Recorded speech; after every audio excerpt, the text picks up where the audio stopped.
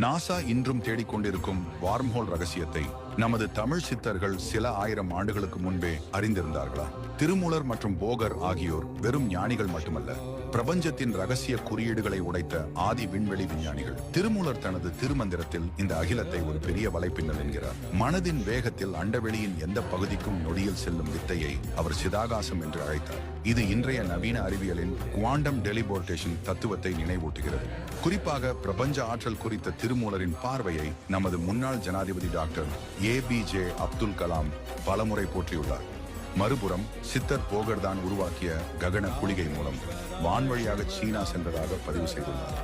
காலத்தையும் இடத்தையும் சுருக்கி அவர் செய்த அந்த பயணம் இன்றைய ஸ்பேஸ் டைம் ஃபோல்டிங் தொழில்நுட்பத்தோடு அப்படியே ஒத்துப்போகிறது.